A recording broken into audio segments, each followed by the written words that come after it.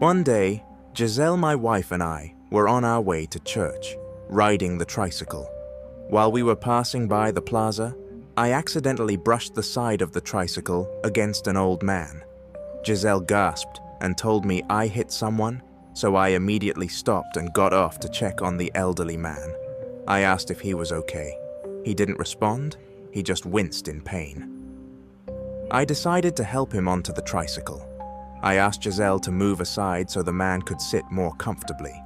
I parked the tricycle and spoke to him. "Sir, would you like us to take you to the hospital to get checked?"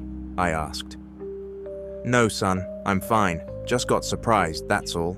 I'm not feeling any pain. It's just a scrape. You only brushed me, didn't run me over." "Are you sure, sir?" Giselle asked. "Yes, dear, I'm sure.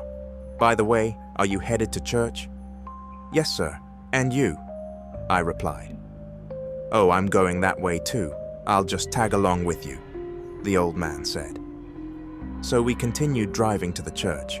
When we got there, the old man made a strange request. "Son, do you mind going inside first? I'd like to have a quick word with your wife. I want to ask her something.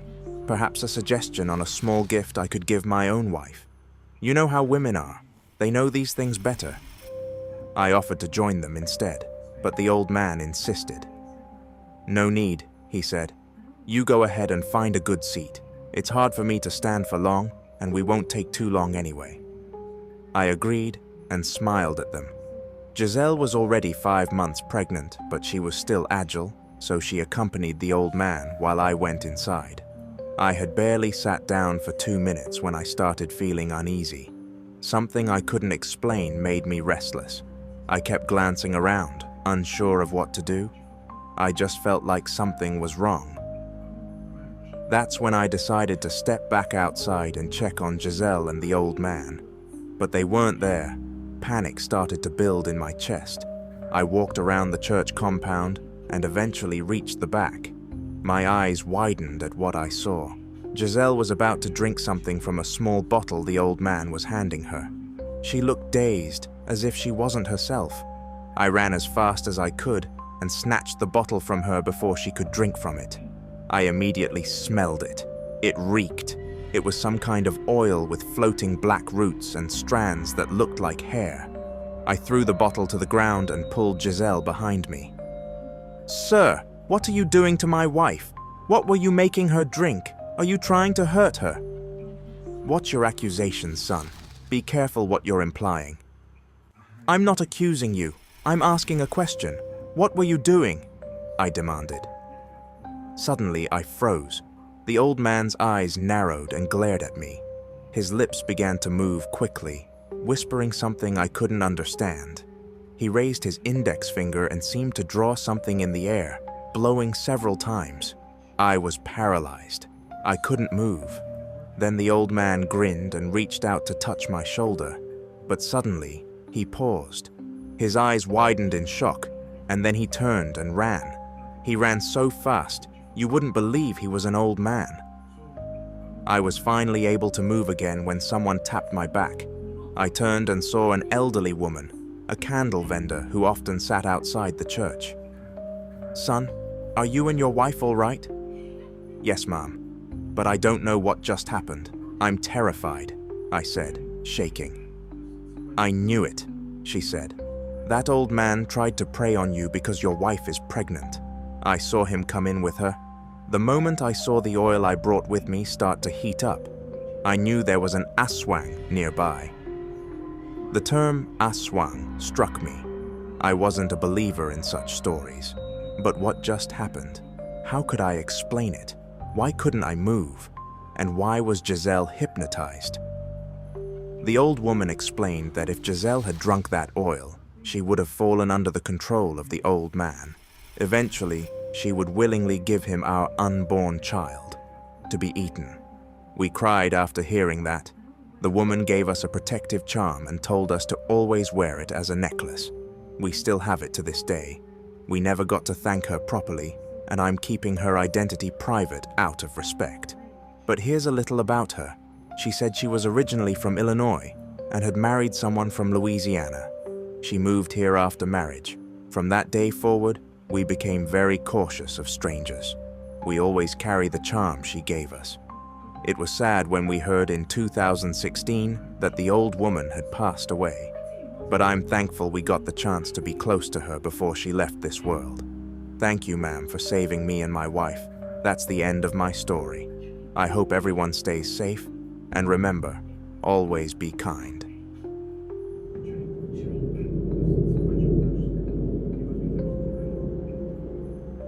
At first, I thought all those stories about monsters and shapeshifters were just myths. That turned out to be a huge mistake I'll never forget.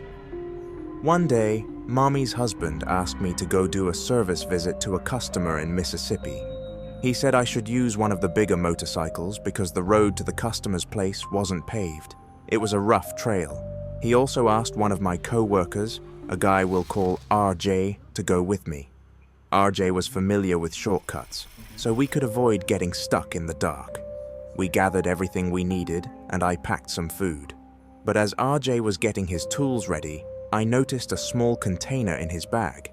At first, I thought it held screws or bolts, but when I opened it out of curiosity, I was surprised to see ginger, a .45 caliber bullet, a few coins, and a small bottle of oil. I was intrigued, but I chose not to ask too many questions. Around 8 a.m., we hit the road. After about 2 hours of riding, RJ suddenly asked, "So, you got any questions about what you saw in my bag earlier?" Since he brought it up, I finally asked what all those things were for. He looked at me and said, "Do you believe in shapeshifters?" I laughed and said, "Nah, not really. I've never seen anything like that." RJ replied, "Well, maybe it's better if you start believing. It won't hurt." We eventually arrived at the customer's house using the main highway. I finished the repair work, and by around 4:30 p.m., we were having a snack with the customer. During that time, an elderly man selling snacks passed by and casually asked, "So, where you boys from?" "From Arkansas, sir," I answered. "And how are you heading back?" RJ responded, "We're taking the middle road. It's faster." The old man's demeanor changed when he heard that. "Do you have coins and bullets with you?" he asked. "Yes, sir, I do," RJ replied confidently. Let me describe this middle road to you. It cuts through a wide stretch of sugarcane and cornfields. It was originally built as an access road for farmers and trucks to haul their harvests. That's the road we planned to take. It was 6:15 p.m. I remember it clearly because I had my phone with me. I said, "Let's go, RJ. We should head back." As we were about to leave, the old man called out, "If you smell something really good while riding through that road, like someone's cooking, don't stop. Just keep going. And if you see fire or torches in the distance, don't investigate. Just keep riding." We nodded, though I laughed to myself thinking, who the hell cooks in a place like that anyway? As we entered the road, I noticed something eerie. The streetlights were disappearing. Before long, the entire path was pitch black. I felt a little better when we stopped at a small shop near the entrance. We bought some cigarettes, but the shopkeeper surprised us when she asked, "You sure you're going that way?" "Yes," we replied. She warned, "You'll need to ride 10 kilometers before you see another light. This is the last store and the last light post. No one goes down that road at night. It's too dark." RJ assured her, "It's okay, ma'am." I brought protection, so off we went. At first, the cool breeze and fresh air were relaxing, but I could tell RJ was on edge from the moment we entered. We slowed down because the road was rough and full of potholes. I figured we were about halfway through when we suddenly heard something hit the motorcycle. We stopped to check. It turned out the chain had snapped. RJ let out a deep sigh. The air was still and cold, and it was getting creepy fast. "Keep an eye out. I'll fix it quickly," RJ said. "I ran out of oil earlier. That's not a good sign." Apparently, when we first entered the middle road, RJ had sensed the oil in his bottle boiling, a sign that something was watching us. As he worked on the bike, I scanned the area, and then I caught a whiff of something, a delicious smell, like beef stew. I told RJ, and he immediately stood up. "Sit down, kill your cigarette, don't make a sound," he whispered. His tone had changed. He was dead serious. He hurried to fix the chain, and we got back on the bike. But just before we took off, I saw something. On the right side of the road, there was fire, like someone was cooking or burning something. "RJ," I whispered, "look at that." "Hold on tight," he ordered. That's when the smell changed. From savory stew, it turned into a disgusting stench, rotting meat. We sped up, not even caring about the potholes anymore. We were almost out of the road when something jumped in front of us. A strange animal, black as night. I couldn't tell if it was a dog or a big cat. It was too fast, like a shadow. We nearly crashed but managed to stay upright. We thought it was over.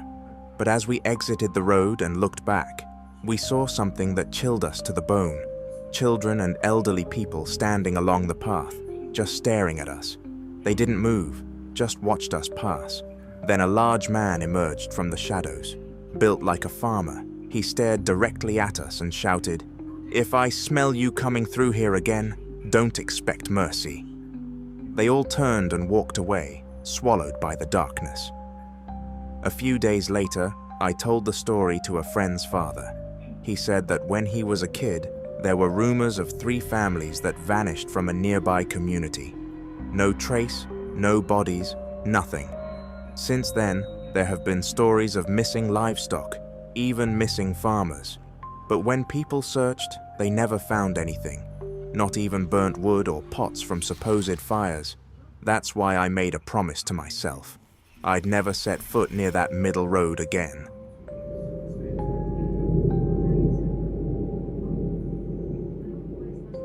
It was past 11 p.m. when I finally left. I pushed myself to finish everything because I had filed a leave for the next day. I told my manager it was for a family reunion, but the truth was, I was just planning a fun outing with my friends. You can't exactly tell your boss that you're skipping work to hang out, right? Anyway, back to the story. I was walking home since there were no cabs or ride shares available that late. No tricycles, no nothing. I was beyond annoyed. Of all nights to have trouble getting home, it had to be this one. I needed my beauty sleep for tomorrow's trip with my friends. So I kept walking, not wanting to wait around in the dark. The streets were empty. It was almost midnight after all. As I continued, I started feeling like someone was following me. I looked back, and in the distance, I saw the shadow of someone about 30 feet behind me. Every time I turned to look, the figure would quickly hide. I told myself maybe it was just some drunk messing around, but it kept happening. I'd hear the footsteps behind me, and when I turned, they'd vanish. Eventually, I caught a proper glimpse. It was a man, bald, wearing a hospital gown like the ones you see on patients. He ducked behind a post when I turned to face him. My heart was pounding, but I tried to brush it off and kept walking faster. What terrified me more was that I didn't see anyone else on the street. Not even a single soul to walk with. It was just me. I started running. When I turned again, he was no longer hiding. He had stopped walking and was now staring directly at me. His eyes were cold, and his smile, if you could call it that, was disturbing. He had no eyebrows and scars all over his arms. I tried to ask what he wanted, but he didn't respond. I shouted at him, trying to sound tough, telling him I wasn't afraid. That was a mistake. Instead of backing off, he suddenly charged toward me, fast. I screamed and ran. I was crying, terrified. He was incredibly fast, almost caught me. I even took off my shoes just to run quicker. I was barefoot and panicking, shouting for help. But no one was around. Then I tripped. I fell hard on the pavement, skin scraping against the concrete. He caught up to me, grabbed me by the hair, and yanked me up. I tried to scream, but I couldn't form any words. I was paralyzed with fear. He laughed maniacally, holding onto my hair with one hand while waving the other in the air. I tried to fight back. I slapped him, but he didn't flinch. I even kicked him between the legs, but it was like he felt nothing. He just laughed harder and pulled my hair more violently. I started sobbing, completely helpless. Then, just as he was about to dig his thumb into my left eye, two large men tackled him to the ground. They wrapped their arms around him and restrained him while the other pulled out zip ties and bound his hands. Then came the taser. The electric jolt made him scream and slump to the ground. They lifted him up and explained that they were nurses. The man who attacked me was an escaped patient from a nearby mental institution. He was extremely violent, they said, and shouldn't have been allowed to roam free. Their van had been trailing him, and luckily they caught him just in time. They offered to drive me home, and though I initially hesitated because I was still shaken, I agreed. I couldn't walk home after that, no way. They made sure I got home safely and even explained everything to my mum. We decided not to press charges or draw further attention to it. But the trauma from that night stayed with me. Since then, I always carry pepper spray and a tactical flashlight. I also underwent therapy with a colleague at work who happened to be a licensed psychometrician. I've become stronger since then. But that experience, I'll never forget it. What happened to me at the hands of an escaped mental patient still haunts me to this day.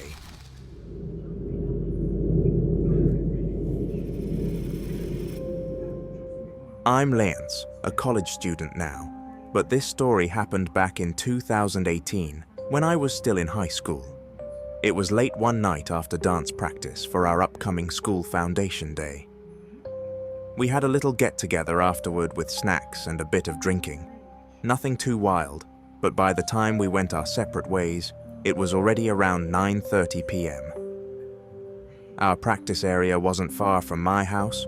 Normally it would take me about 10 minutes to walk home, but that night, I just couldn't seem to get there. 30 minutes had passed, and I still wasn't home. I knew I wasn't lost. This was a route I'd walked countless times. Everything looked familiar, and I was sure I wasn't taking the wrong road. I started thinking, maybe I drank too much, but I wasn't dizzy, just confused. I shook my head to clear it and kept walking, even though something about the night felt off. 5 more minutes passed. Still, I felt like I wasn't getting anywhere. That's when I noticed something truly strange. I started recognizing certain signs and buildings. Again, the same vacant lots for sale, the same street signs, the same patch of roadside trees with vines and rusted sheet metal covering fencing. It was like I was looping through the same path over and over. I started to sweat, and a cold panic crept into my chest. I was stuck. I'd been walking for nearly an hour and couldn't escape this stretch of road. Worse, the area was silent. It didn't feel like a neighborhood at all anymore, just a stretch of road flanked by vacant lots, wild overgrowth, and eerie calm. I muttered a curse under my breath. I was on the verge of tears as I passed the same "for sale" signs again. This time, though, something new caught my eye. Candles. Someone had lit candles along the roadside. I didn't stop. I sprinted past them, desperate to get away. I was panting hard, but I didn't dare slow down. Then I saw someone, a man, standing farther ahead near the roadside. He was holding a lit white candle. Finally, someone I could ask for help. I ran up to him and asked, "Sir, where am I? I don't know what's going on. I've been walking for almost an hour and I can't seem to get home. I keep seeing the same things again and again." The man didn't answer right away, but I saw something that gave me chills. Melted wax was running all over his hand from the candle, but he didn't seem to notice. His expression didn't change. No pain, no reaction, just a deadpan stare. Then he finally spoke. "You're lost. You're not supposed to be here." His voice was deep, almost echoing. It sent a cold wave down my spine. I was stunned. I couldn't speak. I just stared at him, and he stared right back. Then he blew out the candle. Instant darkness, the kind of darkness where you can't even see your own hands. Suddenly, honk! I snapped back to reality. A man was shouting at me from his car, honking repeatedly. I looked around in confusion. I was standing in the middle of the road, frozen. Apparently, I'd been standing there, not moving, completely out of it. I couldn't explain how I ended up in the center of the street, but at that moment, none of it mattered. There were cars, there were people. I was back. I ran the rest of the way home. Not even 5 minutes later, I reached our house. When I walked in, I hugged my mum and dad. I was on the verge of tears. They asked me what was wrong, and I told them, I thought I'd never make it home. I got lost. My mum sniffed the air and scolded me. You smell like alcohol. That's probably why you're saying weird things. I didn't argue. I didn't try to explain. What mattered was, I was safe. That strange experience never happened again. But to this day, I still have no idea what really happened that night. If anyone has ever experienced something like that or knows what it could be, please share. I'd love to read your comments. That's all for now. This has been Lance. Please stay safe out there and don't lose your way.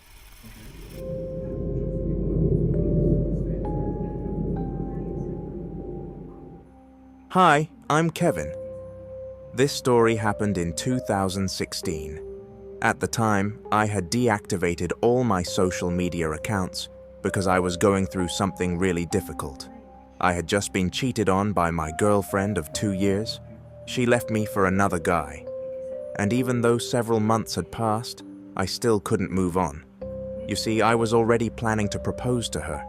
I'd been saving up, being extra frugal just to make it special. But everything fell apart. That heartbreak changed me.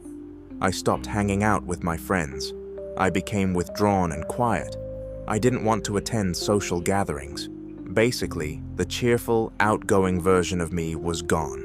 And despite the people around me trying to help me get over it, nothing worked. I guess I really loved her that much. One night, I was walking home from work around 9 p.m. I stayed late at the office again. Not because I had to, but because staying busy helped me avoid the pain. I didn't really have anything to do at home anyway. As I was walking down a dark street, I suddenly heard a soft psst, someone trying to get my attention from the tree-lined sidewalk. My instinct was to look, and when I did, my heart skipped a beat. It was Jenna, my ex, the same one who had cheated on me. She kept calling my name, trying to talk to me. A part of me wanted to confront her, to scream and ask why, but I didn't. I averted my gaze and kept walking. She didn't stop. I could hear her crying as she called out to me, begging me to talk to her, but I kept walking, tears building in my eyes. There was nothing left to say. The next night it happened again. I had stayed late again and was heading home, still haunted by the previous night. My chest was heavy, emotions churning. I didn't want to believe it, but there she was again, same place, under the same tree, in the shadows, calling my name. I lowered my head and walked faster, pretending I didn't hear, but I could hear her sobbing, pleading, calling my name over and over. I didn't stop. I ran. I tried not to cry, but the tears came anyway. Even as I moved farther away, I could still hear her voice echoing behind me. Was it real? Was she desperate? Had the guy she left me for cheated on her too? Whatever the reason, I told myself, I deserved peace. The next day, I received a text from Larry, one of our mutual friends who I'd been avoiding because he was close to Jenna too. Hey bro, tonight's Jenna's last wake. Aren't you coming? I frowned at the message. Last wake? What is he talking about?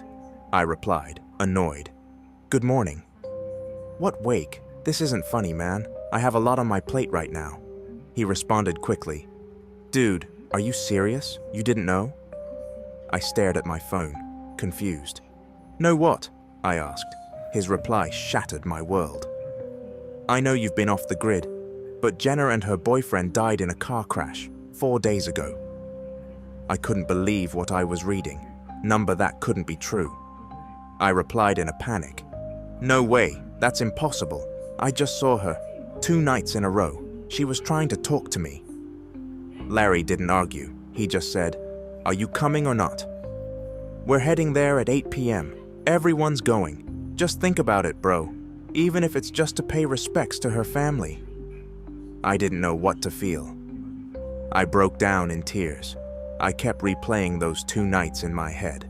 Her face, her voice, her begging me to talk. Was it really her? In the end, I decided to go. When I arrived at the funeral home, everything became real. Jenna was there, lifeless in a coffin. Her name, her face, the date of her death, all confirmed. She had been dead for 4 days. I couldn't speak. I couldn't think. I just stood there, completely numb. I still loved her, despite what she did to me. And I regretted not giving her that moment she asked for. Maybe she just wanted to say sorry. Maybe she just needed closure. Eventually, I found peace. I forgave her. And half a year later, I met someone new, Leah, who's now my wife.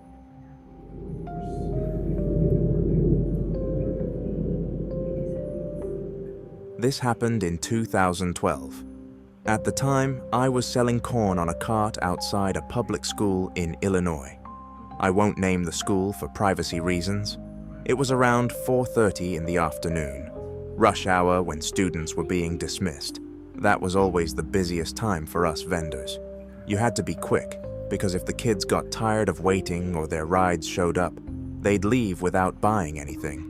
And for folks like me, that was our main source of income. During lunch hours, business was slow, but after class dismissal, we'd catch up fast. That day, I was doing my usual, serving corn quickly to keep up with the demand. Suddenly, something across the street caught my attention. I didn't mean to look, but something drew my eyes. Under the shade of a big oak tree, I saw a woman standing alone. She was facing me. She was dressed in what looked like a long draping curtain. It wrapped around her whole body, dirty white or beige. But what stood out the most, I couldn't see her face. The fabric hung over it in shadows. Or maybe it was something else, but no matter how I tried, I couldn't make out a single facial feature. I turned away when students started yelling again, eager to buy before they got picked up. I focused back on my work and forgot about the strange woman for a while. An hour passed. The crowd thinned. My stock was nearly sold out. Most of the other vendors had started packing up. Only a few of us remained, an old man selling mangoes and jickamas on a stick, a woman selling fried snacks, and a guy selling cotton candy. Only a few students remained, and sales had slowed down. I figured I'd close up shop soon too. The school gate usually closed by 6 p.m., so we always left by then. As I waited, I chatted with the old mango vendor beside me. Let's call him Mr. Roger. "Man, I wish school were year-round," I said. "When it's break season, it's hard to find a place with steady sales." "You're telling me," he replied. "This is the best spot.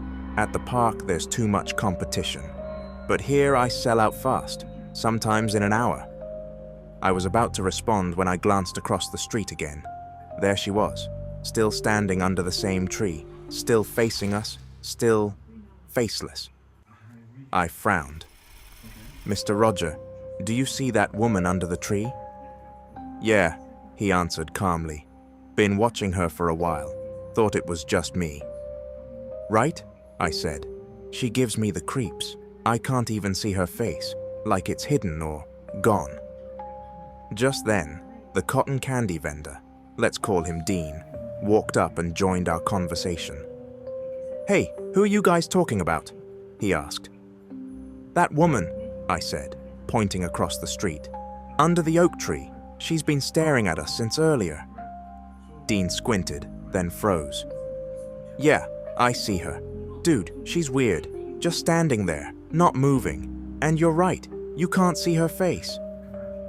Suddenly, Dean turned to one of the other vendors, a woman named Cecilia, and asked, "Ma'am, do you see that woman under the tree?" But Cecilia just looked at us strangely and said, "What woman? There's no one there." Dean and I exchanged glances with Mr. Roger. We could clearly see her, still standing, still staring. Cecilia started packing her stuff, preparing to leave. We stayed still, eyes locked on the mysterious figure. Then it happened. She vanished. In the blink of an eye, she disappeared from under the tree. We gasped, because now she was standing right beside Cecilia. I shouted, "Ma'am, get away from there!" But Cecilia just laughed and waved me off, thinking I was joking. I watched in horror as the faceless woman placed her hand on Cecilia's shoulder. And then, crash! Out of nowhere, a speeding car lost control and slammed into Cecilia's stall. It was too fast to react. I ran in the opposite direction out of pure fear. When I turned back, I saw Cecilia crushed beneath the wreckage. She didn't make it. We were all in shock. Mr. Roger couldn't even speak. And then I saw her again. The faceless woman was standing on top of the wrecked car, motionless, expressionless, faceless. And then she walked away and disappeared. When I told this to friends, they were split on what to believe. But a few said something that gave me chills. She was the one who came to fetch Cecilia.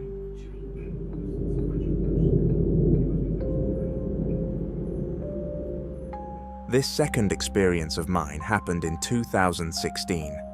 By then, I already had a motorbike with a sidecar that I used for selling corn. Before that, I used to push my cart on foot. That morning started off strangely. The sun was blazing hot, no sign of bad weather. But around 10 a.m., dark clouds suddenly rolled in, and out of nowhere, a heavy downpour came crashing down. Thunder, strong winds, the works. I barely had any sails yet, and the weather turned sour so fast. My corn umbrella stand couldn't handle the wind and rain, so I looked for shelter and spotted a bus stop nearby. I parked the motorbike there and sat under the waiting shed, soaking wet and frustrated. I kept thinking, should I just go home? Maybe I'll come back out if the weather improves. But part of me didn't want to waste the day. I figured, I'm already drenched. I won't melt. About 5 minutes into waiting, a black SUV pulled up in front of the shed. The passenger side window rolled down, and a woman inside yelled over the rain, "Are you selling corn?" She had to yell because the sound of the rain and wind was deafening. I nodded and shouted back, "Yes, I've got some."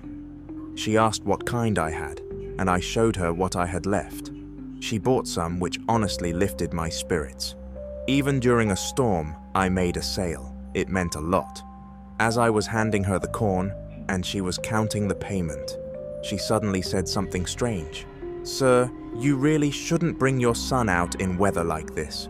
Poor thing, he looks so cold." "Huh?" I asked, puzzled. "What son?" She looked at me like I was being silly. "That little boy there with you in the shed. Isn't he yours? Look, he's so pale. Maybe he's freezing." I blinked. "Mom, I don't have a son with me." She pointed again toward the far corner of the shed. And there he was, a little boy, standing silently in the shadows. He looked about 5 years old, skinny and ghostly pale. I hadn't seen him there before, and I was sure no one had entered the shed while I was sitting there. But now, he was just standing there, staring. "No, ma'am," I said gently. "I don't know that child." She looked unsettled. "Oh, I thought he was with you." She handed me the money and quickly drove away. I turned my eyes back to the boy. He hadn't moved. His skin was so pale he looked almost gray. He wasn't even wet, despite the storm. No umbrella, no raincoat, no towel, nothing. But he was completely dry. I felt pity. I reached into my stash and picked a good ear of corn. I walked over and said, "Here, kiddo, free corn. You don't have to pay. Just stay warm, okay?" But the moment I extended my hand, He vanished. I spun around in a panic. Gone. There was no way he could have run off that fast. No footsteps, no splashes, no sound. I was about to scream when I looked up. He was there, standing upside down on the ceiling of the shed, like gravity didn't apply to him. He was smiling now. His eyes were sunken, pitch black, his mouth too wide, his skin white as chalk, and he was just hanging there, upside down, smiling at me. I nearly lost control of my body. My hands were shaking as I scrambled to start my bike. I kept fumbling with the ignition. It took several tries before the engine finally roared to life. As I revved up, I took one last look. He was still there, watching me, upside down. I didn't care anymore about the rain. I raced out of that place as fast as I could. I didn't sell for the rest of the day. I went straight home, heart pounding in my chest, and I never returned to that shed again.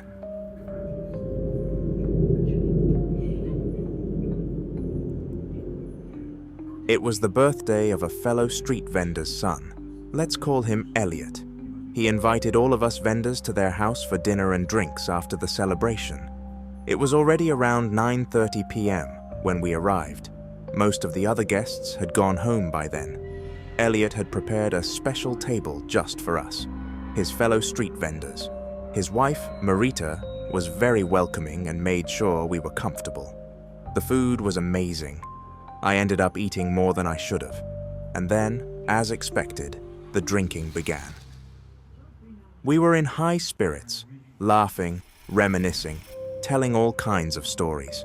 Some of us were already tipsy, voices rising, jokes flying, and the usual chaos that comes with a few rounds of alcohol. Then, things took a turn. Jojo, the guy who sells Tahoe on the streets, a bit of a jokester and ex-troublemaker in his younger years, spoke up suddenly, cutting through the laughter. "Hey, Elliot," he said seriously. "Thanks for inviting us, man. But I've got to ask, am I the only one who's been noticing those 3 guys watching us since earlier?"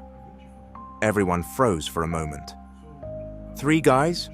Elliot asked, looking confused. "Where?" Jojo pointed subtly with his chin. "Upstairs, at the top of the staircase. They've been standing there for a while, haven't moved, just staring." Now, Elliot frowned. "What are you talking about? That second floor is my brother's old room. He lives overseas now. No one's using it. It's dark up there. Just a storage space." We all glanced upward. Jojo wasn't joking. From the shadows of the second floor, we could barely make out 3 figures, men standing at the top of the staircase. They weren't moving, just watching. I felt a chill crawl up my spine. I tugged on Jojo's sleeve and whispered, "I see them too. But listen, we're the only ones who can. Don't say anything else." Jojo wasn't the type to be easily scared, but he'd had a few drinks. He was clearly unsettled. "I don't think those are people," I muttered to him. Jojo clenched his fists. I could tell he was thinking about throwing a glass at them. Typical Jojo response. But I stopped him. "Relax," I whispered. "Just pretend they're not there. Don't provoke them." I handed him another drink to calm him down. We tried to act like everything was normal.